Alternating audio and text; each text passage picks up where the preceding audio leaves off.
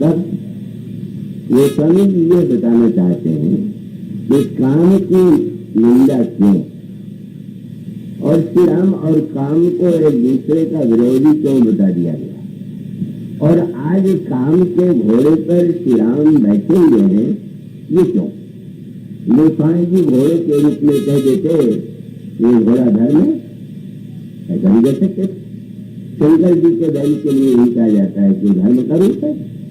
तो श्री राम के घोड़े पर बहुत गंभीर संकेत है, पर इतने वर्षों से आप सुन रहे हैं मुझसे, तो मैं आशा करता हूँ क्या उसी अर्थ में लेंगे कि शंकर जी का वाहन जो है वो बैल, और भगवान राम जब विवाह के लिए तो उनका जो वाहन, शंकर जी तो विवाह के लिए भी गए तो बैल पर बैठ के गए, और बैल पर उनको बैठा देख करके जो बच्चे बड़े उत्साह से स्वागत करने आए थे दूल्हे को देखने, बारात को देखने, तो भाई दूल्हे की कल्पना तो बहुत अच्छी होती, और जिन बेचारों के पास सवारी नहीं होती वो उधार नहीं लेते।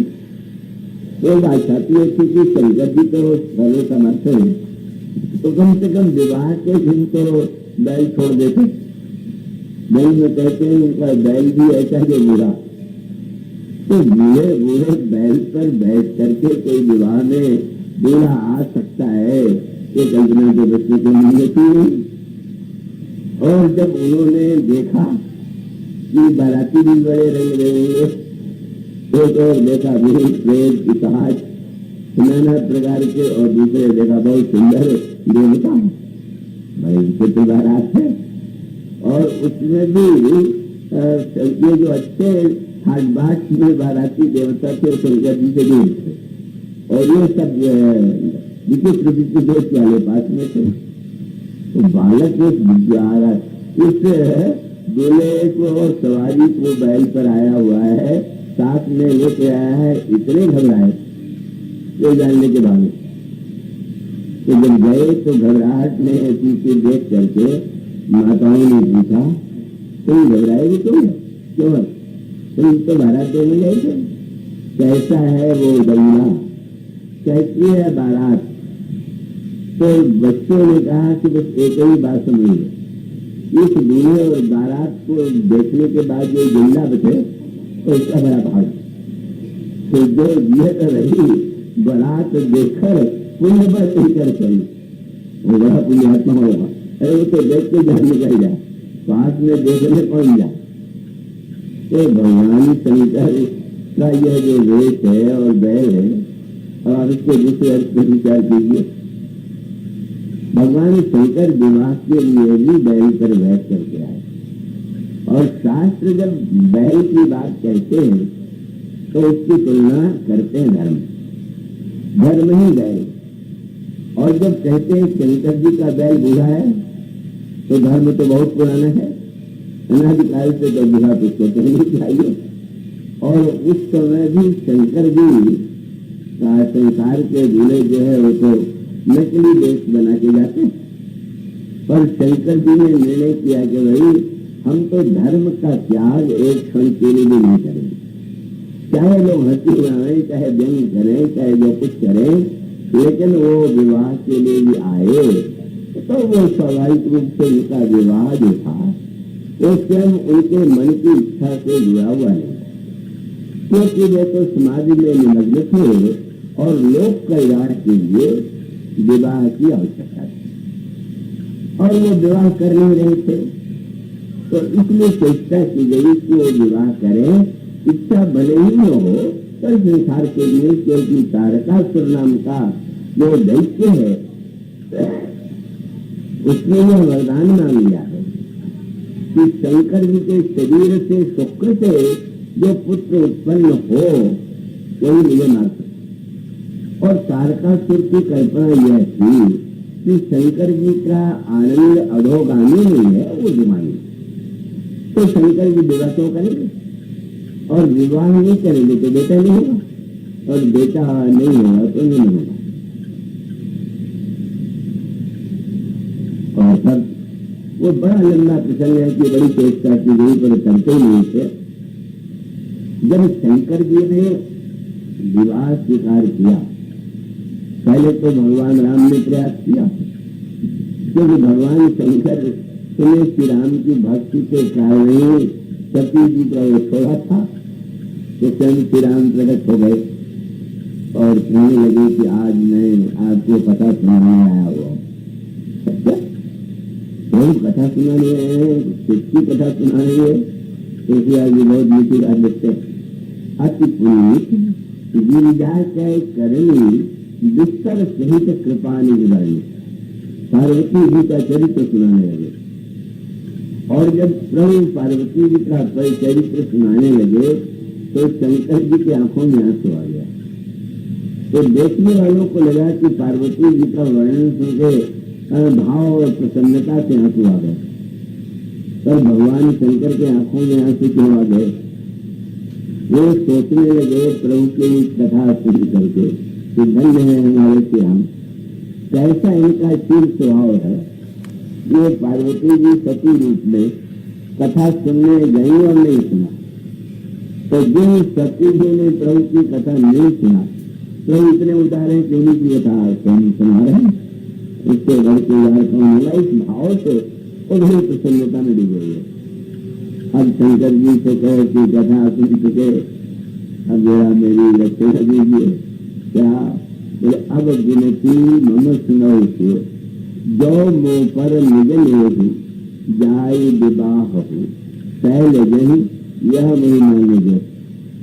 आप तो मैं ये मानता हूँ कि आप पार्वती जी से विवाह कर दीजिए। अब शंकर जी तो वैसे करेंगे, वो तो विवाह न करने की बात उनके मन में। प्रभु ने कहा विवाह कीजिए, तो शंकर जी ने कहा प्रभु स्वस्थ जगत में उचित अस्त नहीं और नाथ बचन पुण्य लोक में जानी। यद्यपि ये मुझे ठीक तो नहीं लग रहा है, पर आपके वचन को टाला नहीं जा सकता है। इसलिए सिरधरि आय तो करिए तुम्हारा, परम धर्म यह नाथ हमारा। आपकी आज्ञा को हम सिर पर धारण करते हैं। पर इस बात को सुनते ही भगवान चिंतित हो गए। पहले आपको कोई वस्तु दे तो ये भी तो महत्व है, कुछ मूल्यवान वस्तु को आपने रखा कहाँ? ऐसा न रख दे कि खो जाए, चोर चोरी कर ले जाए। तो शंकर जी ने जब यह कहा कि मैं आपकी आज्ञा सिर माथे, तो शंकर जी का अर्थ यही था कि हृदय तो मानता नहीं। तो आप कह रहे हैं तो हम बुद्धि पूर्वक उसे मान ले रहे हैं। तो प्रभु जी हंस के कहा कि आपने मेरी आज्ञा को जहाँ रखना चाहिए वहाँ नहीं रख। क्यों? बोले आपने सिर पर रख लिया और वही गंगा बह रही, तो कहीं गंगा की धारा मेरी आज्ञा भी न बह जाए। इसलिए मेरी बात को सिर पर मत रखिए, तब कहाँ रखें? वो अब उड़ रहा थे जो मैं कहूँ, मेरी बात को हृदय में रखिए, सिर पर बुद्धि समझ बोझ बनाइए, मानिए। लेकिन जो स्वामी जी कहते हैं जिसका ये स्वभाव नहीं है, और शंकर जी की समस्या है कि प्रभु ने कहा मेरी आज्ञा को सिर पर रखिए, हृदय में रखिए। और जब भगवान ये कह के जाने लगे तो शंकर जी आज्ञा तो भूल गए। आज्ञा को हृदय में नहीं रखा, हृदय में किसको रखा? शंकर से मूर्ति उड़ रहा। अब श्री राम का रूप हृदय में रख के भूल गए कि क्या बात है। उनकी आज्ञा टालना नहीं चाहते थे, पर याद ही नहीं आ रहा है। और तब लगा कि अब तो वही काम के द्वारा ही ये काम कराना होगा। और तब आप पढ़ते हैं कि जैसे भगवान को प्रकट किया जाता है, इसी तरह से काम को भी स्थिति कहते प्रकट किया गया। अस्तित्व सुरन ये बहु हेतु प्रगटे विषमवान धस्तेतु, काम प्रकट हो गया। और फिर देवताओं ने, ब्रह्मा ने कहा कि देखो भगवान शंकर विवाह नहीं कर रहे हैं और श्री राम की आज्ञा भी भूल गए, तो तुम एक काम करो, शंकर जी के हृदय में ऐसी इच्छा उत्पन्न करो कि विवाह करना। काम होने लगा, राम समझ गया कि अब शंकर जी पर अपने अस्त्र का प्रयोग करेंगे तो मरना तो पड़ेगा। लेकिन अब देवता कह रहे हैं, सब कह रहे हैं और जन्म से आया। इसलिए कहा हम जानते हैं कि हमारी मृत्यु तो हो जाएगी, लेकिन हम इसलिए कार्य करेंगे कि परहित लाभ सजई जो देगी, जो परोपकार के लिए शरीर छोड़ता है उसकी संत लोग भी प्रशंसा करते।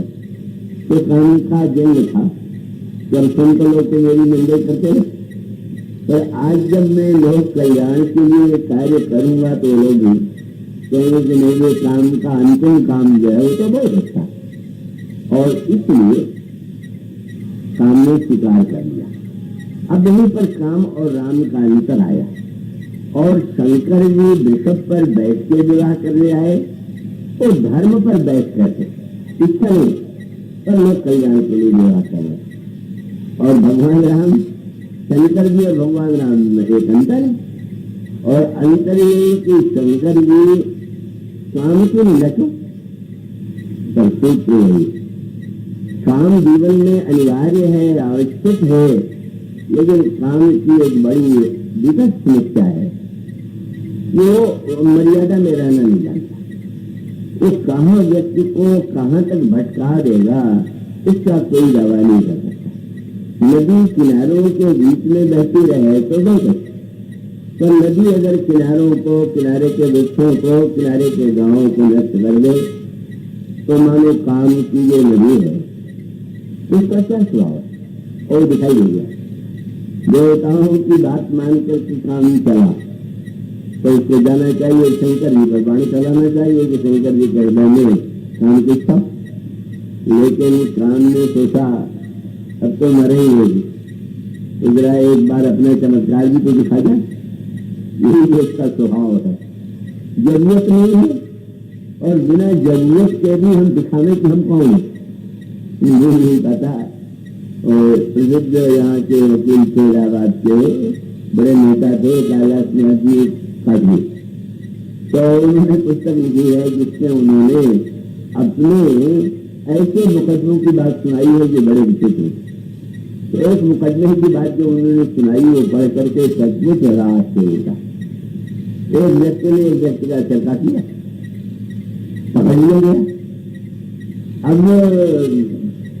स्वाभाविक था कि उसको प्राणदंड मिलेगा, तो कैलाश नाथ जी के पास गया कि आप किसी तरह से मुझे रक्षा कीजिए। तो उनका तुम पहले ये बताओ कि तुम्हारा उस व्यक्ति से क्या, उसकी क्या दुश्मनी थी कि तुमने उसका सिर काट दिया, और सिर काट दिया तो कोई जमीन का झगड़ा था कि और कोई झगड़ा था। तो उसने कहा कि नहीं, मैंने तो, मेरा झगड़ा जमीन का भी नहीं और कोई झगड़े नहीं थी, और सच बात ये कि मैं उसको जानता ही नहीं। क्या बदलने की बात करते हो, जानते नहीं थे और तुमने सिर काट लिया, क्यों काट लिया? तो उसने विचित्र बात की, ये विश्वास में कम आता है, लेकिन हाँ उसने कहा देखिए सच बात यह है कि मेरे पास है जरासा और मैं बाजार में गया कि जरा पर धार जो है जो होता है उस पर चढ़ा के उसको लाए। तो जब मैं धार चढ़ा करके बाजार से लौट रहा था तो वो व्यक्ति सोया हुआ था, मैं भी नींद में था। तो मुझे आया कि जरा इस धार में तेजी है कि नहीं है, इसको तो देखें। और भी उसको मैंने स्वीकार किया। विचित्र लगता है कि कोई धार की तेजी दिखाने के लिए सिर काट ले। उन्होंने कहा कि कैसा कैसा मनुष्य का स्वभाव होता है तो एक प्रमाण, और बाद में तो ऐसे बहुत सी घटनाएं पहले ही है और अभी होती। एक घटना ऐसी है कि जिसमें उसको उन्होंने बताया कि दो पड़ोसी थे, उनमें परस्पर मुकदमेबाजी थी। तो उसमें जो बूढ़े थे बहुत अवस्था थी और निश्चय होगा कि मृत्यु होगी। तो मृत्यु होगी तो वहां तो कोई बात नहीं, लेकिन उन्होंने अपने बड़े लड़के से कहा कि देखो मैं तो मरने जा रहा हूं, तो इसके स्थान पर तुम मेरे पेट में भाला डाल दो। तो किताब क्या करे, तो उनका वो जो पड़ोसी है उससे बदला लेना और मेरे मर जाने से क्या लाभ। हालात है डालने के बाद में पुलिस से कहना कि हमारे पड़ोसी ने पिताजी के पेट पर भाला होता है तो वो फंस जाए, उसको फांसी की सजा मिलेगी। कैसा कैसा मानवीय स्वभाव है, सुन करके आश्चर्य होता है। ऐसे भी लोग होते। तो अगर कोई धार देखने के लिए ऐसा चला दे, कोई डॉक्टर छुरी की तेजी देखने के लिए जितना अंग काटना जरूरी है उसके स्थान पर और आगे भी काट दे, तो आप उसे क्या कहेंगे? डॉक्टर कहेंगे या क्या कहेंगे? काम की निंदा क्यों की जाती? कोई काम दिया गया है शंकर जी के मन में, विवाह की सब बनी करो। और उसने अब जो फैलाया कि संसार में सबके जीवन में ऐसा विकार ऐसा भर दिया, बस राम और काम का ही अंतर है। राम भी 2 घड़ी का कौतुक करते हैं और काम भी 2 घड़ी का कौतुक करता है। जो शब्द रामायण में श्री राम के लिए भी आए और काम के लिए भी आए। उधर घड़ी में काकभूषण जी को भगवान ने सारे ब्रह्मांड का और अपने विराट रूप का दर्शन करा दिया। और उधर कुंती जी ने कहा, उधर घड़ी न मैं सब देखा, मैंने 2 घड़ी में सारा विश्व ब्रह्मांड सब देख लिया। और काम में भी 2 घड़ी हुई, लेकिन भगवान राम ने देखने में दिखलाने में प्रयोग किया और काम में अंधा बनाने में। तो स्वामी जी ने कहा, अच्छा मरने के पहले मैं इतिहास बना के जाऊं कि मैं क्या हूं। और तब वो स्वामी जी ने इतने विस्तार से उसका वर्णन किया है कि पढ़ने वालों को आश्चर्य होता है, इतना विस्तार क्यों दे रहे। पर वो स्वामी जी बताना चाहते हैं कि काम की निंदा करने का अभिप्राय यही है कि जो जितना चाहिए उसके स्थान पर न लगे। और तब श्री राम जो करते हैं उसका उल्टा काम करता है।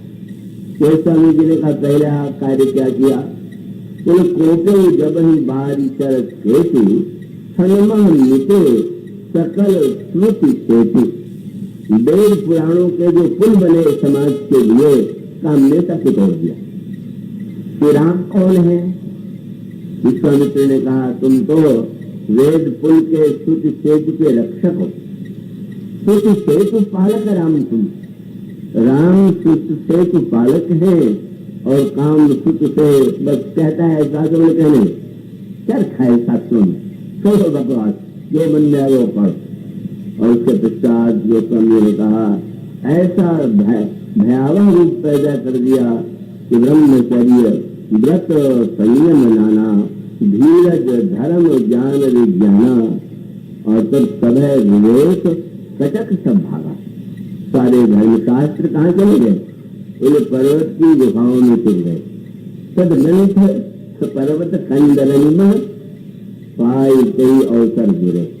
मानो जो मनुष्य के हृदय कामोन्माद जागता है तो शास्त्र पुराण धर्म अधर्म ये सब कुछ नष्ट हो जाता है और व्यक्ति बस वो कहीं विरक्ति रह जाती है।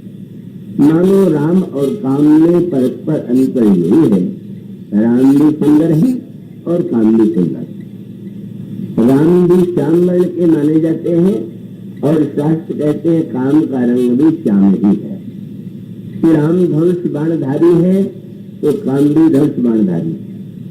और अगर देखिए तो राम का बाण जो है वो तो बड़ा नुकीला है और काम का बाण क्या बोले, फूल का बाण और फूल का धनुष, क्या बढ़िया धनुष बाण है।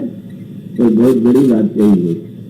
और उसका अर्थ यह है कि काम की स्थिति है, ये मनुष्य के मस्तिष्क को ऐसी स्थिति में ला देता है कि जब व्यक्ति जो है सोचने की स्थिति में नहीं रह जाता। और इसके लिए गोस्वामी जी कहते हैं, काम ने जो अपने प्रभाव का विस्तार किया तो मदन अंग व्याकुल सब लोका विश्व दिन दे और लोकों का सब कांड हो गए। पुरुष प्रकृति, उन्होंने कहा कि कोई प्रकृति में ऐसा था ही नहीं जिसमें काम का संचार न हो गया हो। देश काम नर अरब, गोस्वामी जी कहते हैं चाहे जो कुछ है सकल मर्याद तजी भय सकल रखा। मानो काम नियंत्रित नहीं है, जितनी आवश्यकता काम की है उसके स्थान पर वो अनियंत्रित करता है। समाज के जीवन में उसका परिणाम होता है कि नदी धारा के बीच में बहती हुई कितनी अच्छी लगती है, पर जिंद में बाढ़ आती है तब क्या दशा हो जाती है। तो काम का जो ये निंदनीय रूप है, इसीलिए काम को बुरा कहा गया, काम की निंदा की गई, और इसीलिए सबको तो वश में कर लिया। और उसके बाद शंकर जी जहाँ रहते हैं, जहाँ वहां पर पहुंचा तो स्वयं घबरा गया, क्योंकि प्रभाव पड़ेगा। तो कवि ने कहा कि बस जो ही शंकर जी को उसने देखा तो स्वयं दिनों की ससंग से मारू भय जथा सिख संसारी। शंकर जी को देखते ही संसार में सब लोग अपने जैसे होना चाहिए जो काम को लगा कि सबने तो मैंने जादू दिखा दिया, और जिस काम के लिए आया था वहां चल नहीं रहा है। तो उसने अंतिम में के पास जो पंचवाण है उसमें से उच्चाटन सम्मोहन आदि जो बाण है उसका प्रयोग किया, और बाण लगते ही शंकर जी की समाधि टूट गई। शंकर जी को एक नया उनके हृदय में भाव उत्पन्न हुआ, जिसको विवाह का संकल्प हुआ, काम का संकल्प कर सकते। पर आने के बाद शंकर जी को बड़ी सावधानी, अरे ये कैसे हो गया, मेरे मन में कहां से वासना आ गई। सोचने लगे कोई न कोई कारण होगा, और चारों ओर जब देखने लगे तो आम का वृक्ष दिखाई पड़ा, और आम के वृक्ष पर बैठा हुआ है काम। ओहो अच्छा, तो इसीलिए ये हमारे शास्त्रों के लिखने का ढंग बड़ा अनोखा है कि भक्त लोग आम का उपयोग करते हैं। आम वृक्ष तो आम का उपयोग आप सब करते हैं, पर एक आम जो है अंतःकरण में होना चाहिए। तो भक्त भी आम के प्रेमी और काम भी आम का आश्रय लेता है, पर अंतर क्या है। तो मुसंडी जी के प्रसंग में आया कि वो जो आम के वृक्ष के नीचे बैठते थे तो भगवान के सौंदर्य का रूप का ध्यान करते। अब आप जानते हैं कि आम के अनेक नामों से एक नाम रसाल। आम कितना रसीला होता है, आज को लेकर के कितना आनंद आता है। तो आम के नीचे जो रस देने वाला है उसके नीचे बैठ गए और भगवान के ध्यान का आनंद लिया, और काम ने भी आम का ही सहारा लिया। पर भक्त लोग काम के नीचे बैठते हैं और काम जो है आम के ऊपर बैठता है। ये सब रामायण के संकेत, रामायण के संदेश है। काम सिर पर सवार और सवार होकर के शंकर जी को प्रहार करता है। क्रोध आया, और जब चले तो देवता महाराज बस क्षमा कीजिए क्षमा कीजिए, तो शंकर जी ने भस्म कर दिया। क्यों? उन्होंने कहा जो राम के ध्यान से अलग करे, जो वासना उत्पन्न करे, वो भस्म करने देने योग्य है। तो काम की निंदा का तात्पर्य है कि वस्तुतः काम के द्वारा जब कोई व्यक्ति कामग्रस्त होता है तो उसके अनेक अनेक ऐसे कार्य होते हैं जो उसके लिए भी समाज के लिए भी घातक होते हैं। पर बाद में फिर बात आई, जला देने के बाद क्या हुआ? वो योगी लोग तो प्रसन्न हो गए, लेकिन सबसे ज्यादा प्रसन्न जो हुए वो असुर हो गए। तारकासुर सबसे प्रसन्न हो गया। क्यों? जब काम ही जल गया तो विवाह कैसे हुआ? क्या जरूरत रह जाएगी? विवाह तो काम के संदर्भ में किया जाता है। तो अब काम जल गया तो शंकर जी विवाह करेंगे नहीं, बेटा होगा नहीं, हम मरेंगे नहीं। मानो काम के जल जाने से योगी प्रसन्न हो सकता है, पर दैत्य भी बड़ा प्रसन्न हो रहा। और तब वो सूत्र दिया गया कि भगवान शंकर के सामने काम की पत्नी रति आई, रति विलाप करने लगी, आपने मेरे पति को भस्म कर दिया, मुझे भी भस्म कर देते। तो शंकर जी ने कहा कि ना, रति तो जीवन के लिए भक्ति का ही पर्यायवाची है, तो हम रति कैसे नष्ट कर दें? तुम्हारे पति ने हमें ध्यान से विरत किया इसलिए। महाराज, पर क्यों किया आप ध्यान तो दीजिए। आप श्री राम की आज्ञा भूल गए थे, उसने याद दिलाने के लिए कैसा किया। शंकर जी को लगा कि हाँ दंड कुछ ज्यादा कठोर हो गया, और तब उन्होंने कहा अच्छा मैं वरदान देता हूँ कि शरीर न होने पर भी तुम्हारा पति निराकार रह करके भी जीवित रहेगा, लोगों के मन में रहेगा। तो शरीर काम रहे पर शरीर न रहे, रत उदास हो गई। तो मुझे मेरा पति क्या नहीं मिलेगा? हाँ मिलेगा। कब? तो यदुवंश में जब श्री कृष्ण अवतार लेंगे तो तुम्हारा पुत्र जो है, तुम्हारा पति जो है उनका पुत्र बनेगा, और जब तुम्हारा पति उनका पुत्र बनेगा तो तुम्हारा उसका मिलन हो जाएगा। ये प्रद्युम्न जो भगवान कृष्ण के पुत्र है उनको काम का ही अवतार माना जाता है। मानो जिस काम ने भगवान से दूर बना दिया था, अंत में उस काम को भगवान से जुड़ना है, भगवान का पुत्र बनना है, पर उनका तो यह नहीं है। तो शंकर जी के विवाह की पद्धति में धर्म की प्रधानता है, और सहज भाव से अगर वो वस्त्र नहीं पहनते तो विवाह के लिए वैसे पहुंच गए, जैसे रहते हैं वैसे पहुंच गए। और फिर तो ये दशा हो गई कि आरती उतारने के लिए मैंने आई तो थाल पटक दिया, फिर पीछे लगी कि इसी पागल के लिए हमारी बेटी से नारद ने तपस्या कर लगा, और कहा कोई नारद पूरा पाखंडी है, स्वयं तो उसने विवाह किया नहीं, दूसरों का विवाह भी कैसे बिगड़े, उसके लिए खूब रुष्ट हो गई। बड़ी समस्या आ गई। जब उन्होंने कहा विवाह तो करेंगे नहीं ऐसे पागल से, मेरे शंकर जी मुस्कुराए। देवताओं ने कहा नारायण इतना अपमान तो संसार का दूल्हा भी नहीं सह पाएगा, आप प्रसन्न बहुत हो रहे हैं। तो शंकर जी ने कहा कि मैना से अनजाने में वही कार्य हो गया जो उचित नहीं था। क्या तो दिया बताया जाता है कि बुझ जाए तो अर्जुन होता है, पर शंकर जी ने कहा कि जब सूर्य निकलता है तो पहला काम तो दिया बुझाने को भी हो जाता है। तो मुझे देख करके दिया बुझ गया, मानो पार्वती की माँ समझ गई कि सूर्य आ गया, अब दिए की जरूरत नहीं। तो महाराज जब लौटे हो तो कह रहे विवाह नहीं करेंगे। भगवान शंकर ने कह रही है ना, मेरे बिना तो उनका काम चलेगा नहीं, इसलिए हम रुके रहेंगे। और आप जानते हैं बाद में बहुत सुंदर विवाह हुआ। तो शंकर जी के विवाह की गाथा है जिसमें धर्म की भ्रांता है, लोक कल्याण के लिए धर्म को ही आश्रय बनाकर शंकर जी दूल्हे के रूप में आते। पर भगवान राम को ये ध्यान आ गया कि नहीं, इस काम ने मेरा बड़ा काम किया था, शंकर जी से मैंने विवाह के लिए आज्ञा दिया, वो भूल गए थे, और इसने जल के भी आज्ञा इसको दिला दिया, याद तो इसको इनाम पुरस्कार तो मिलनी चाहिए।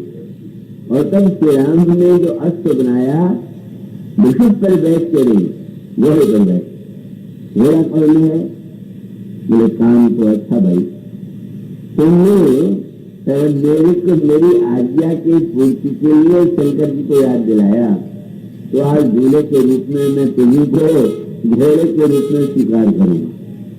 और तब श्री राम दूल्हे के वेश में बैठे हुए, वो स्वामी ने कहा क्या अनोखा दृश्य है, आज काम पर राम बैठे हुए, मानो राम है और काम भी है, पर अंतर ये है कि आज राम ऊपर है और काम नीचे।